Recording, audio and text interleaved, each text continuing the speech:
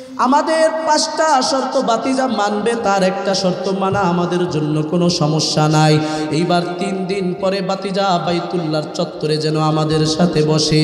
আল্লাহর নবী রাহমাতুল লিল আলামিন মনে মনে একটা শর্ত আল্লাহর নবী প্রস্তুত করে রেখেছেন। এই একটা শর্ত আল্লাহ তাআলা তার পয়গম্বরকে এমন হিকমত দান করেছে, যেই একটা শর্ত আল্লাহর নবী প্রস্তুত করেছেন। বেঈমানদের 5টা শর্ত একটা শর্তের সামনে বিলীন হয়ে যাবে। মুহাম্মদ নে আकर कुफर को मिटाया,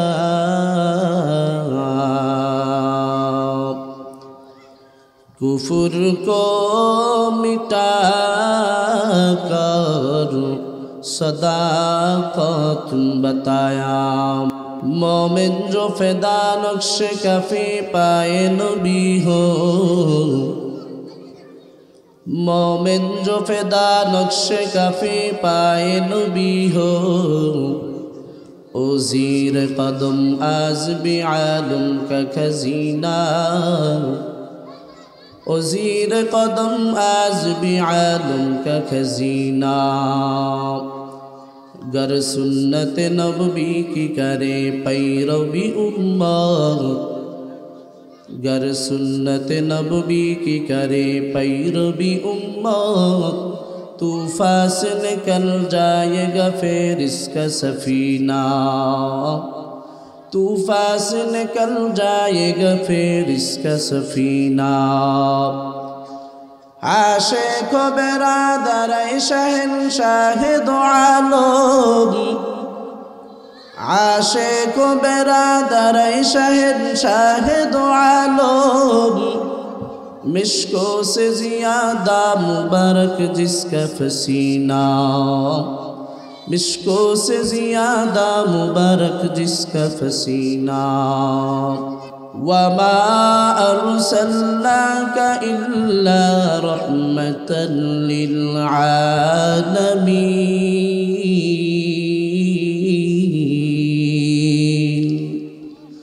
अल्लाह ताला बोले पैगम्बर, আমি আল্লাহ তাআলা আপনি পয়গম্বরকে জমিনে পাঠিয়েছি রহমত স্বরূপ, রহমত বানাইয়া। আল্লাহ তাআলা বলে মায়ার নবী, আমি আল্লাহ তাআলা আপনি রহমতের নবীকে জমিনে পাঠাইলাম। আপনি নবী শুধু আসমানের জন্য রহমত নয়, আপনি নবী শুধু জমিনের জন্য রহমত নয়, আপনি নবী শুধু মুমিন মুসলমানদের জন্য রহমত নয়। আল্লাহ তাআলা বলেন পয়গম্বর, আপনি নবী যেমন আসমানের জন্য রহমত, তেমন জমিনের জন্য রহমত। আপনি নবী মুমিনদের জন্য যেমন রহমত, বেঈমান কাফের মুনাফিক যারা আপনাকে কষ্ট দিয়েছে, মুমিন বেঈমান আর মুমিনদের ভিতরে আল্লাহ তাআলা পার্থক্য করেন নাই। বলেন নবীকে পুরো জাতির জন্য, পুরো আলামিনের জন্য রহমত বানায়া পাঠাইছি। আল্লাহ বলে পয়গম্বর, আমি আল্লাহ হইলাম পুরো আলামিনের জন্য রব, আর আমি আল্লাহ দুনিয়ার ভিতরে সর্বপ্রথম যেই ঘর নির্মাণ করেছি বাইতুল্লাহ। আল্লাহ তাআলা বলে ইন্না আউয়ালা বাইতি উদিআ লিন-নাস লাল্লাযী বিবাক্কাতা মুবারাকা ওয়া হুদাল লিল আলামিন। আল্লাহ তাআলা বলে নবী, আমি আল্লাহ সর্বপ্রথম মানুষ হযরত আদম আলাইহিস সালাতু ওয়াস সালাম, তাকে দিয়ে জমিনের ভিতরে সর্বপ্রথম যেই ঘর স্থাপন করেছি, জমিনের ভিতরে যেই ঘর বাইতুল্লাহ স্থাপন করেছি। আল্লাহ বলেন আমি আল্লাহ হইলাম পুরো আলামিনের জন্য রব, আর আমার সর্বপ্রথম ঘর বাইতুল্লাহ হলো পুরো আলামিনের জন্য হেদায়েতের মার্কাজ। আল্লাহ তাআলা শুধু আরবের জমিনের মানুষের জন্য হেদায়েতের মার্কাজ বানায় নাই, শুধু মুমিনদের জন্য হেদায়েতের মার্কাজ আল্লাহ বলেন নাই, আল্লাহ বলেন হুদাল লিল আলামিন, পুরো জগৎ বিশ্বের জন্য, আলামিনের জন্য বাইতুল্লাহ হেদায়েতের মার্কাজ। আল্লাহ তাআলা বলে পয়গম্বর, যেরকম আমি হইলাম আলামিনের রব, আমার ঘর বাইতুল্লাহ আলামিনের জন্য হেদায়েতের মার্কাজ, ঠিক তেমনি ভাবে আপনি পয়গম্বর পুরো আলামিনের জন্য রহমত। কেমন রহমতের নবী আমার, দুনিয়াতে আগমন করার পূর্ব থেকেই রহমত শুরু হয়ে গেছে। পয়গম্বর রহমাতুল লিল আলামিন মায়ার নবী আমার, জমিনে আগমন করার পূর্ব থেকেই আল্লাহ রহমতের নিদর্শন দিয়া দিছে। নবী দুনিয়াতে আগমন করার পূর্বেও জমিন রহমত, জমিনে আগমন করার পর ঠিক তেমনি ভাবে নবী রহমত। আগমন করার পূর্বে আল্লাহ তাআলা রহমতের নিদর্শন দেখায়া দিছে। আল্লাহ তাআলা তার পয়গম্বর হাবিবে কিবরিয়া মুহাম্মদুর রাসূলুল্লাহ সাল্লাল্লাহু আলাইহি ওয়াসাল্লামকে জমিনে পাঠাবেন, যাদের মাধ্যমে আল্লাহর নবীর বাবা আব্দুল্লাহ জমিনের ভিতরে সর্বশ্রেষ্ঠ সৌভাগ্যবান বাবা, যার ঔরসে রহমাতুল লিল আলামিন জমিনে আগমন করেছে। পৃথিবীর ভিতরে সব থেকে দামি মা আমেনা, যার গর্ভে আল্লাহ পয়গম্বর রহমাতুল লিল আলামিন আগমন করেছে। আল্লাহ তাআলা যেই মা এবং বাবার ঔরসে জমিনে তার হাবিবকে পাঠাবেন, আল্লাহ দুনিয়ায় পাঠানোর আগেই রহমতের নিদর্শন দেখায়া দিছে। আল্লাহ তাআলা তার পয়গম্বরের বাবা আব্দুল্লাহর কপালের ভিতরে কেমন যেন একটা আলো সৃষ্টি করে দিয়েছেন। মানুষ তাকাইলেই আব্দুল্লাহর দিকে কপালের ভিতরে নূরের মতো চমকাইতে থাকে। যেই মানুষগুলো আব্দুল্লাহকে দেখে কেমন যেন আলাদা একটা মায়ায় পড়ে যায়। আব্দুল্লাহকে দেখার পর মানুষগুলো পাগল পারা হয়ে যায়।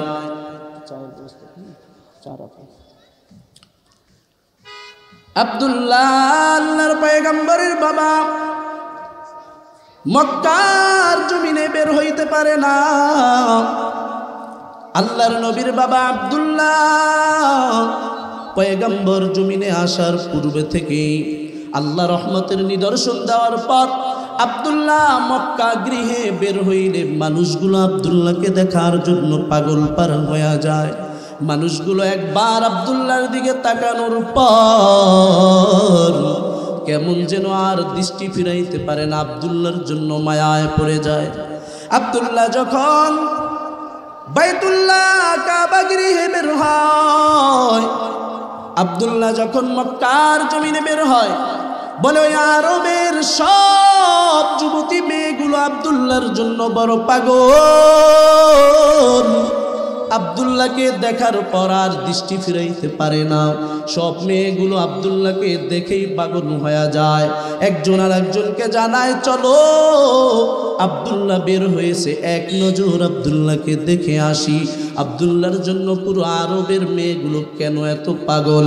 আব্দুল্লাহ অতিষ্ঠ হয়ে বাবা আব্দুল মুত্তালিবকে বলে, বাবা আরবের জমিনে বের হইতে পারি না, মক্কায় আমি আব্দুল্লাহ বের হইলে সব মেয়েগুলো আমাকে ডিস্টার্ব করে, কেমন যেন মেয়েগুলো পাগল পারা হয়ে যায়। এইবার আব্দুল্লাহ আরবের ভিতরে সব থেকে সম্ভ্রান্ত একটা ফ্যামিলি, বাইতুল্লাহর মোতাওয়াল্লি আব্দুল মুত্তালিব তার সন্তান আব্দুল্লাহকে এরকম ডিস্টার্ব করে, এটা সহ্য করার মতো না। এইবার আব্দুল মুত্তালিব পুরো কাবা বাইতুল্লাহর আশেপাশের সব মেয়েদের বাবাদেরকে ডাকার পর ডাক দিয়া বলে, তোমাদের মেয়েরা এত সুন্দর সুন্দর ছেলে যুবক আরবের জমিনে থাকার পরেও আমার সন্তান আব্দুল্লাহর জন্য কেন এত পাগল? আমার সন্তানকে বাহিরে বের হইতে দেয় না, আমার সন্তান ঠিক মতো বাহিরে চলাফেরা করতে পারে না, তোমার মেয়েগুলো কেন এত পাগল হয়ে যায়? মেয়েদের বাবারা বলে, আব্দুল মুত্তালিব আমাদের মেয়েদের কোনো ধন সম্পদের লোভ নেই, কোনো চাহিদা নাই। মেয়েগুলো কেমন যেন বলে, বাবা দুনিয়ার কোনো সম্পদ চাই না, শুধু জমিনে আব্দুল্লাহর স্ত্রী হয়ে থাকতে চায়। কিসের কারণে এত পাগল আমরা নিজেরাও জানি না।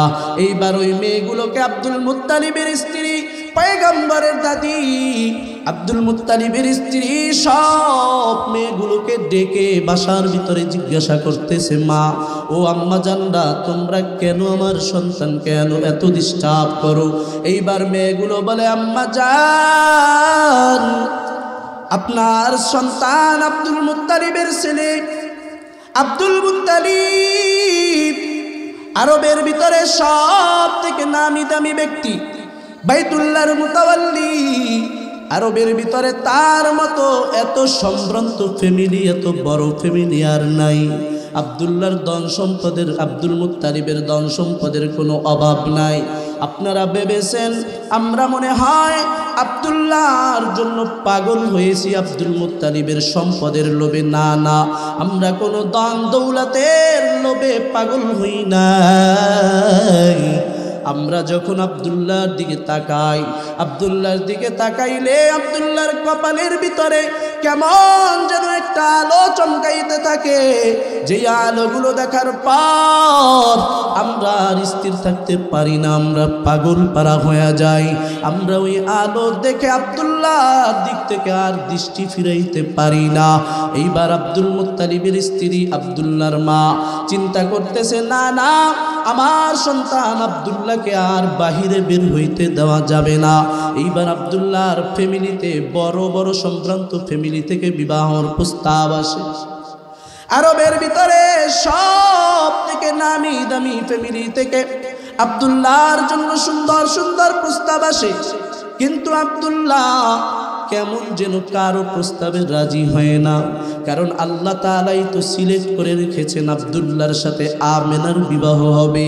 আল্লাহ তাআলা যেই মাকে ধন্য করেছেন সেই মায়ের সাথেই তো আব্দুল্লাহর বিবাহ হবে, অন্য কারো সাথে না। আব্দুল্লাহ যাকে দেখে কাউকেই কেমন যেন পছন্দ হয় না, প্রস্তাবে রাজি হয় না। এইবার আম্মা জান আমেনা তার ফ্যামিলি থেকে যখন আব্দুল্লাহর জন্য প্রস্তাব চলে আসলো, এইবার আব্দুল্লাহ আমেনার প্রস্তাবটা গ্রহণ করে নিছে। আমেনার প্রস্তাবে রাজি হওয়ার পর আব্দুল্লাহ আর আমেনার সাথে বিবাহ হয়ে গেছে। বিবাহর পর আব্দুল্লাহ 3 দিন যাবত আর বাহিরে বের হয় না। আব্দুল্লাহ এবার আমেনাকে নিয়ে সুন্দর সংসার শুরু করে দিয়েছে। 3-4 দিন পর আব্দুল্লাহ কাবা গৃহে বের হয়েছে। আরবের মেয়েগুলো অনেক দিন যাবত আব্দুল্লাহকে দেখে না। আরবের মেয়েগুলো কেমন যেন পাগল পারা হয়ে গেছে, কবে আব্দুল্লাহ বাহিরে বের হবে আর এক নজর একটু আব্দুল্লাহকে আমরা দেখব। মেয়েগুলো আব্দুল্লাহর সাক্ষাতের জন্য অপেক্ষা করতে থাকে। হঠাৎ করে শুনে আব্দুল্লাহ কাবা গৃহে বের হয়েছে। এইবার সব মেয়েগুলো একজন আর একজনকে খবর জানায়া দেয়, শুনছনি আব্দুল মুত্তালিবের সন্তান আব্দুল্লাহ কাবা গৃহে বের হয়েছে, চলো আমরা এক নজর আব্দুল্লাহকে দেখে আসি। এইবার সব মেয়েগুলো দল বেঁধে বেঁধে ছুটে ছুটে আব্দুল্লাহকে দেখার জন্য কাবা গৃহে আসে। বাইতুল্লাহর আশেপাশের সব মেয়েরা আব্দুল্লাহকে দেখার জন্য এইবার সিরিয়াল ধরে ধরে আব্দুল্লাহর সামনে আসে। আগে আব্দুল্লাহকে দেখার পর যেমন মেয়েগুলো পাগল হয়ে যাইত, কিন্তু এখন আব্দুল্লাহকে দেখে কিন্তু আগের মতো রকম পাগল হয় না। যে একবার দেখে আবার চলে যায়, আব্দুল্লাহর জন্য আগের মতো পাগল না। এইবার আব্দুল্লাহ জিজ্ঞাসা করে, ও বল, আগে আমাকে দেখলে ছটফট করতে পাগল হয়ে যাইতা, কিন্তু এখন তোমরা কেন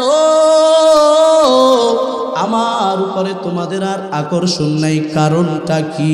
এইবার মেয়েগুলো বলে, ও আব্দুল্লাহ, আগে আমরা তোমার চেহারার দিকে তাকাইলে কেমন যেন দেখতাম, তোমার কপালের ভিতরে একটা নূরের মতো চমকাইতে থাকে, তোমার কপালের ভিতরে একটা আলো চমকাইতে থাকে, তোমার চেহারা দেখার পর আমরা পাগল পারা হয়ে যাইতাম, কিন্তু এখন তোমার কপালে আর ওই আলোটা চমকায় না।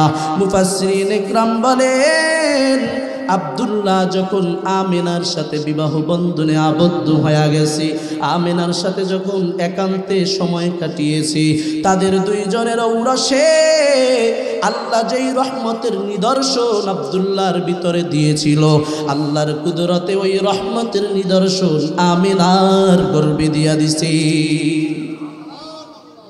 আল্লাহর পয়গম্বর কেমন রহমতের নবী আমার, যেই নবী দুনিয়াতে আগমন করার পূর্বেও রহমত, নবী জমিনে আসার পর রহমত বরকত মানুষ স্পষ্টভাবে দেখতেছে। বলে মুহাম্মাদের মতো এই আরবের জমিনে এত সুন্দর মানুষ কোনো কাফের বেঈমান কোনো দিন দেখে নাই। কাফেররাও আল্লাহর পয়গম্বরের সুন্দর সুন্দর কথা বলে, আল্লাহর পয়গম্বরের ব্যাপারে সুন্দর ধারণা। আল্লাহর নবী রাহমাতুল লিল আলামিন নবুয়ত প্রাপ্ত হওয়ার আগ পর্যন্ত কাফের বেঈমানগুলো আল্লাহর নবীর জন্য বড় মায়া বড় মোহাব্বত করে। বলে আবু তালেব, আবু লাহাব, যেই কাফের আল্লাহর নবীর সব থেকে বড় শত্রু হয়েছিল, এই আবু লাহাব আল্লাহর নবী যখন দুনিয়াতে আগমন করেছে, এত সুন্দর চেহারা আবু লাহাব দেখে শুকরিয়া আদায় করে বলে, আমাদের এই অত্র এলাকার ভিতরে এত সুন্দর শিশু আর কোনোদিন দেখি নাই, আল্লাহ আমাদেরকে নেয়ামত দান করেছে। আবু লাহাব খুশি হয়ে তার দাসীকে আজাদ করে দিয়েছে। নবুয়তের আগ পর্যন্ত আল্লাহর পয়গম্বরের চরিত্র, আল্লাহর পয়গম্বরের চরিত্রের কারণে কাফের বেঈমানগুলো আল্লাহর পয়গম্বরের জন্য বড় পাগল হয়ে যায়। আল্লাহর নবী কাফের বেঈমানদের যত সমস্যা, সব সমস্যার সমাধান পর্যন্ত আল্লাহর নবীর কাছে আসে। আল্লাহর নবী বিচার ব্যবস্থা করে দেয়। এত বিশ্বাস, এত মহব্বত বেঈমানগুলো করত নবুয়ত প্রাপ্ত হওয়ার আগ পর্যন্ত। কিন্তু আল্লাহ তাআলা যখন আল্লাহর নবীকে দুনিয়ার ভিতরে সব থেকে বড় আমানত, নবুয়তের আমানত আল্লাহ দান করেছেন, এরপরে আল্লাহর নবীর উপরে যারা খুশি ছিল, যারা আল্লাহর নবীর জন্য পাগল ছিল, বেঈমান মুনাফিকগুলো নবুয়ত প্রাপ্ত হওয়ার পর আস্তে আস্তে করে আল্লাহর রাসূলের দুশমন হতে শুরু করে দিয়েছে।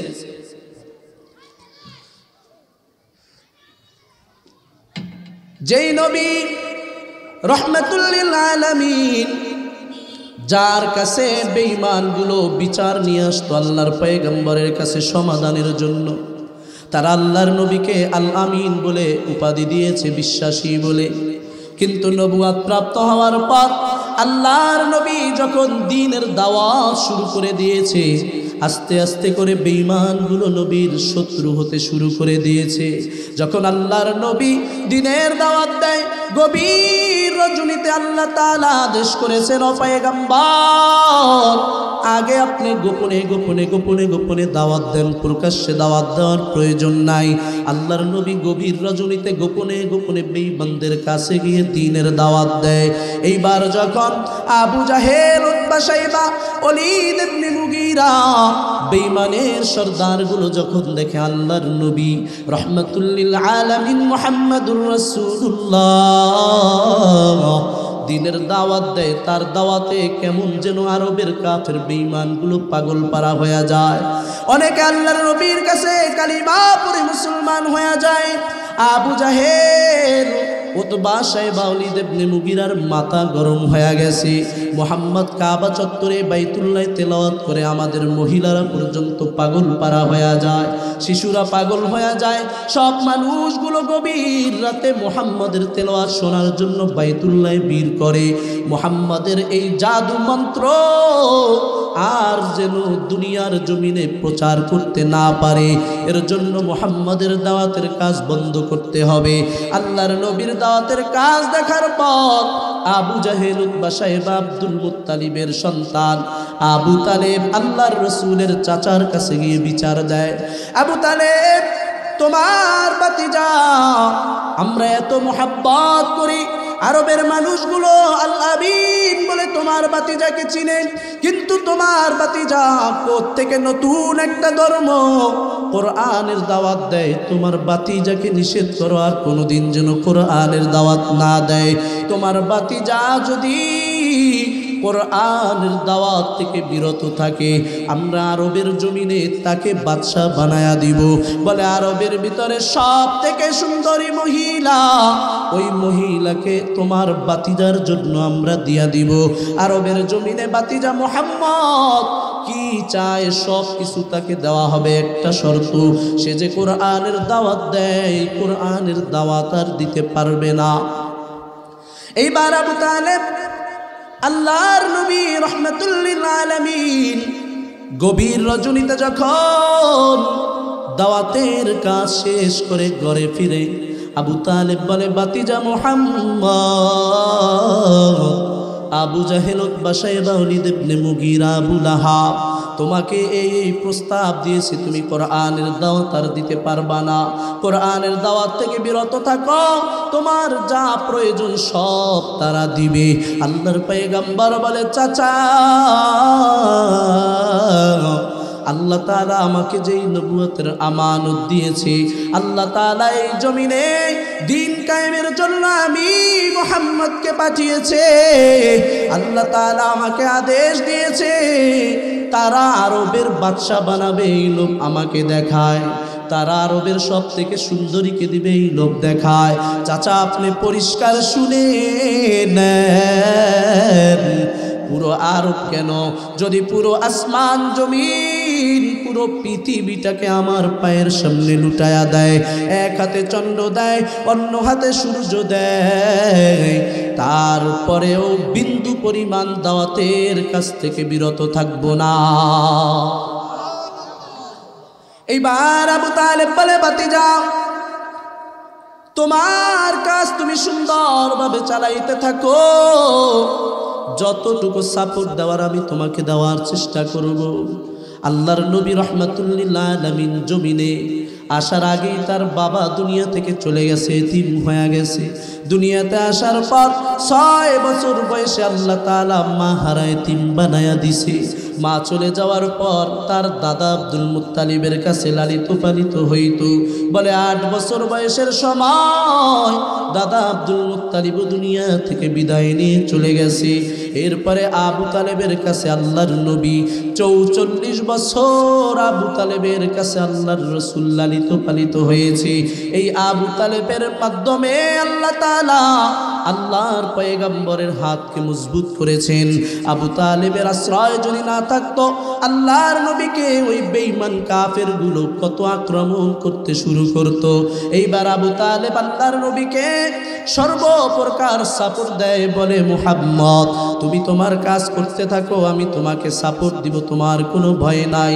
আল্লাহর নবী দ্বীনের দাওয়াত দিতেছে, আবার হঠাৎ করে একদিন আবু জাহেল এসে বলে, ও আবু তালেব, বাতিজাকে এত কিছু বলার পরেও কোরআনের দাওয়াত বন্ধ করে না। এইবার আমরা ঘোষণা দিলাম, বাতিজা যদি কোরআনের দাওয়াত বন্ধ না করে, তাহলে বাতিজার সাথে খোলা আকাশের নিচে আমরা একটা ফয়সালা করব। তার মানে আল্লাহর পয়গম্বরের সাথে বড় একটা হাঙ্গামা সৃষ্টি করবে, মারামারি কাটাকাটি করে আল্লাহর রসুলকে এই কাজ থেকে বিরত রাখবে। আল্লাহর নবীকে যখন আবু তালেব বলল বাতিজা, আবু জাহেল তো এই প্রস্তাব দিয়ে গেছে, যদি তুমি না বিরত হও সাথে খোলা আসমানের নিচে ফয়সালা হবে। আল্লাহর নবী বলে, চাচা আমি মুহাম্মদ এই বাইতুল্লাহ চত্বরে কাবায় কোনো রক্তপাত চাই না, আমি মুহাম্মদ কোনো হাঙ্গামা মারামারি চাই না। আপনি বলেন তারা যেন আমার সাথে একটা সুন্দর ফয়সালার জন্য মিটিংয়ে বসে, ওই মিটিংয়ে বসে তাদের সাথে একটা ফয়সালা হবে, মারামারির প্রয়োজন নাই। এইবার আবু তালেব, আবু জাহেল, আবু লাহাবদের কাছে গিয়ে আল্লাহর নবীর কথা জানায়া দেয়, তোমাদের সাথে মুহাম্মদ বসতে চায়, বসে একটা সুন্দর ফয়সালা করবে। আবু জাহেল মনে করতেছে মুহাম্মদ মনে হয় আমাদের কথায় রাজি হয়ে যাবে, মুহাম্মদ আমাদের প্রস্তাবগুলো মনে হয় মেনে নিবে। এইবার আবু জাহেল বলে, আবু তালেব, বাতিজা যেহেতু আমাদের কাছে বসবে, তাহলে বাতিজাকে বলবা, বাতিজাকে 5টা শর্ত মানতে হবে, তাহলে বাতিজার সাথে আর কোনো সমস্যা নাই। বাতিজা যদি আমাদের 5টা শর্ত মেনে নেয়, তাহলে বাতিজার সাথে আমাদের কোনো দ্বন্দ্ব নাই, আমাদের কোনো শত্রুতা নাই। আল্লাহর নবী রাহমাতুল্লিল আলামিনের কাছে আবু তালেব এসে বলতেছে, বাতিজা তারা 5টা শর্ত দিতে চায়, তুমি যদি 5টা শর্ত মেনে নাও তাহলে তারা তোমার সাথে আর কোনো শত্রুতা করবে না। আল্লাহর নবী রাহমাতুল্লিল আলামিন আবু তালেবকে বলতেছে, চাচা 5টা শর্ত দিবে, কোনো সমস্যা নাই, তবে আমি মুহাম্মাদেরও একটা শর্ত আছে, এই শর্তটা যদি তারা মানে তাহলে আমি নবীও তাদের 5টা শর্ত নির্দ্বিধায় মেনে নিব, কোনো সমস্যা নাই। আল্লাহর নবী রাহমাতুল্লিল আলামিনের পক্ষ থেকে যখন আবু তালেব, আবু জাহেল, উতবা, শাইবা, ওলীদ ইবনে মুগীরার কাছে জানায়া দেয়,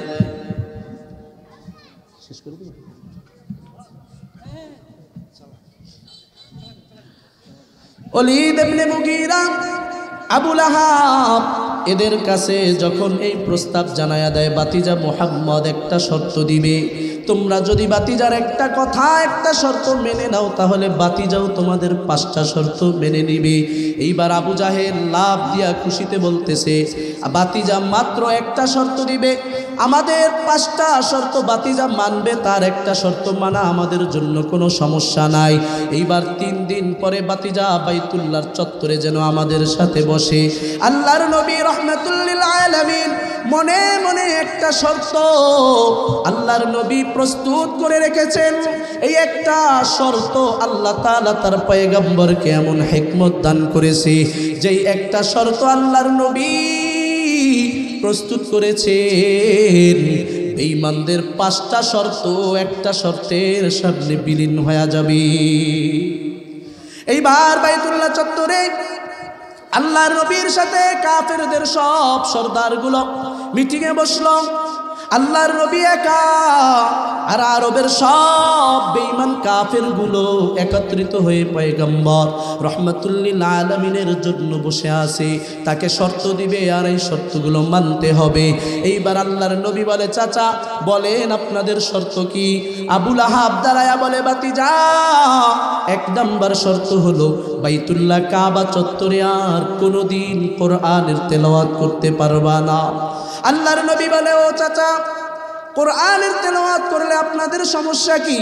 বলে, আমাদের সমস্যা আমাদের মহিলারা, আমাদের বাচ্চা কাচ্চা সব মানুষ, আমাদের আরবের মানুষগুলো তোমার কোরআনের তেলাওয়াতে পাগল হয়ে যায়, তোমার এই জাদু মন্ত্রে তারা জাদুতে পড়ে যায়, এর জন্য তুমি আর তেলাওয়াত করতে পারবা না। আল্লাহর নবী বলে, 2 নম্বর শর্ত বলেন। বলে, তুমি আর আরবের